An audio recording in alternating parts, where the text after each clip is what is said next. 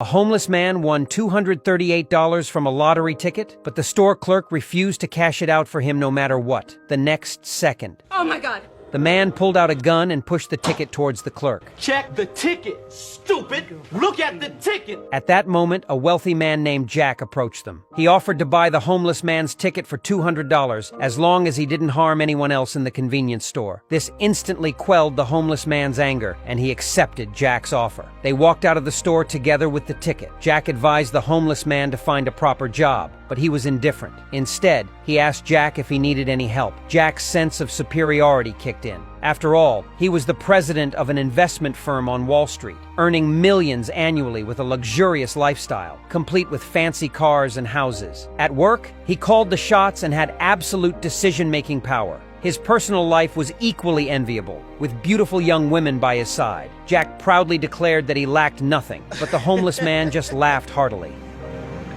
You know, I'm gonna really enjoy this. You just remember that you did this, Jack, okay? You brought this on yourself.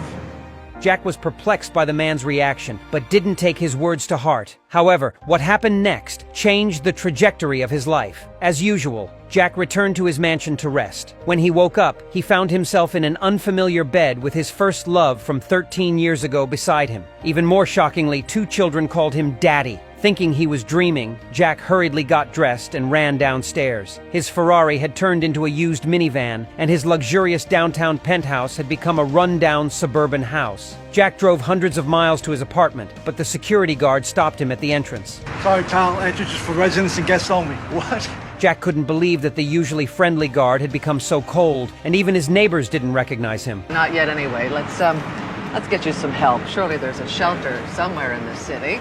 A shelter? Hey, I'm the richest man in this building! I got twice the square footage you have! The guard thought he was talking nonsense and threatened to call the police if he didn't leave. Left with no choice, Jack reluctantly departed. He went to his company only to find that no one there recognized him either, and his position as president had been replaced by a colleague. Horrified, Jack ran out of the building. Suddenly, a Ferrari pulled up in front of him. To his surprise, the driver was none other than the homeless man from the convenience store. Hi, Jack. That's my car! You stole my car! The homeless man told Jack that this was a parallel world where he would find the things he had lost in the past.